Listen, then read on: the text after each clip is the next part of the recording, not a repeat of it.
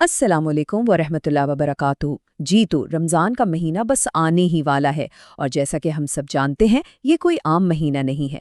یہ اسلامی کیلنڈر کا سب سے بابرکت مہینہ ہے، ایک ایسا مہینہ جسے اللہ تعالیٰ نے خود روزے، قرآن، رحمت اور مغفرت کے لیے منتخب کیا ہے۔ تو آج ہم صرف قرآن اور مستند احادیث کی روشنی میں یہ سمجھنے کی کوشش کریں گے کہ آخر اس مہینے کی اتنی اہمیت کیوں ہے اور ہم اس سے بھرپور فائدہ کیسے اٹھا سکتے ہیں۔ تو چلیں سب سے پہلے اس کی جڑ کو، اس کی بنیاد کو سمجھتے ہیں۔ آخر رمضان کو یہ خاص مقام کیوں دیا گیا؟ اس کا جواب ہمیں سیدھا قرآن میں ملتا ہے، جہاں سے یہ الہی دعوت شروع ہوتی ہے۔ تو یہ آیت ہمیں صاف صاف بتا رہی ہے کہ رمضان کی سب سے بڑی فضیلت اس کا قرآن سے تعلق ہے۔ یہی وہ مہینہ ہے جب انسانیت کی رہنمائی کے لیے اللہ کا کلام نازل ہونا شروع ہوا، اور اسی ایک بات نے اس مہینے کو ہمیشہ کے لیے ایک خاص شان عطا کر دی۔ اور پھر یہاں اللہ تعالیٰ ہم سے مخاطب ہو کر روزے کا حکم دے رہا ہے، لیکن کیوں؟ اس کا مقصد کیا ہے؟ اچھی بات یہ ہے کہ آیت میں ہی اس کا مقصد بھی بتا دیا گیا ہے۔ یہ صرف بھوکا پیاسا رہنا نہیں ہے، بلکہ اس کے پیچھے ایک بہت گہرا اور واضح مقصد ہے، اور وہ مقصد ہے تقویٰ کو حاصل کرنا۔ تقویٰ کا مطلب صرف اللہ کا ڈر نہیں ہے، بلکہ یہ ہر کام میں اللہ کی موجودگی کا احساس ہے۔ یہ وہ شعور ہے کہ ہمیں برائی سے روکتا ہے اور نیکی کی طرف لے کر جاتا ہے، اور یہی روزے کی اصل روح ہے۔ اور دیکھیں یہ مقصد اتنا اہم ہے کہ روزے کو اسلام کے 5 بنیادی ستونوں میں سے ایک قرار دیا گیا ہے۔ جس طرح کوئی عمارت ستونوں کے بغیر کھڑی نہیں رہ سکتی، اسی طرح ایک مسلمان کا ایمان بھی ان بنیادی عبادات کے بغیر مکمل نہیں ہو سکتا۔ تو یہ کوئی اختیاری عمل نہیں، بلکہ ہر اس مسلمان پر فرض ہے جو اس کی استطاعت رکھتا ہے۔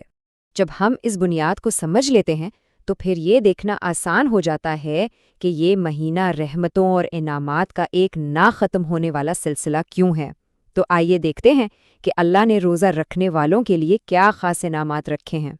یہ ایک حدیث قدسی ہے، یعنی یہ اللہ تعالیٰ کے اپنے الفاظ ہیں۔ اس میں ایک بڑی زبردست بات کہی گئی ہے، روزہ میرے لیے ہے اور میں ہی اس کا اجر دوں گا۔ یہ جملہ روزے کو باقی تمام عبادات سے بالکل الگ کر دیتا ہے۔ دیکھیں دوسرے اعمال کا اجر 10 گنا سے 700 گنا تک بڑھا دیا جاتا ہے، لیکن روزے کے اجر کی کوئی حد مقرر نہیں کی گئی۔ کیوں؟ کیونکہ روزہ ایک ایسی پوشیدہ عبادت ہے جسے صرف اللہ جانتا ہے۔ ایک بندہ صرف اس کی رضا کے لیے اپنی بھوک، پیاس اور خواہشات کو قربان کر رہا ہوتا ہے۔ اسی خالص نیت کا اجر بھی پھر اللہ خود بغیر کسی حساب کے دیتا ہے۔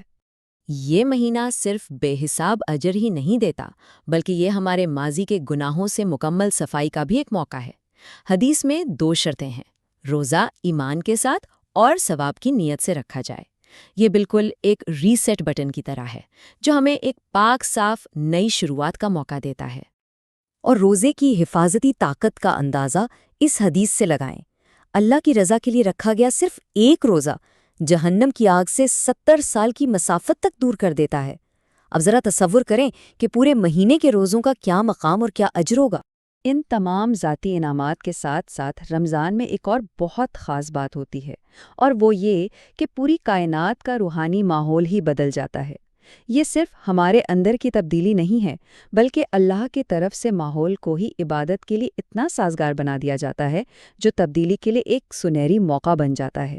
اس حدیث میں یہی بتایا گیا ہے کہ کیسے ماحول کو نیکی کے لیے آسان کر دیا جاتا ہے، جنت کے دروازے کھل جاتے ہیں، جہنم کے بند اور ہمارے سب سے بڑے دشمن یعنی شیاطین جکڑ دیے جاتے ہیں۔ تو یہ اللہ کی طرف سے ایک کھلا اشارہ ہے کہ اب پلٹ آؤ، اب نیکی کی طرف آنا پہلے سے کہیں زیادہ آسان ہے۔ تو جب ماحول اتنا زبردست ہے اور رحمتوں کی ایسی بارش ہو رہی ہے، تو سوال یہ پیدا ہوتا ہے کہ ہم اس موقع سے بھرپور فائدہ کیسے اٹھائیں؟ کون سی وہ خاص عبادات ہیں جن پر ہمیں اس مہینے میں خاص توجہ دینی چاہیے؟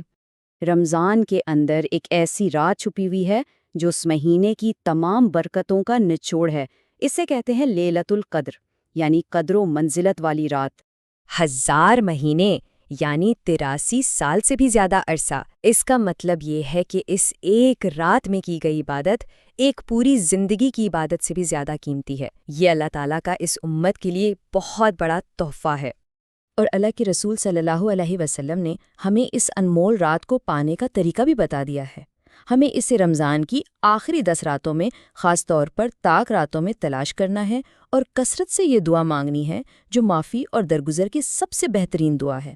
رات کی اس انفرادی عبادت کے ساتھ ساتھ رمضان دن میں سخاوت اور اجتماعی عبادت کا مہینہ بھی ہے۔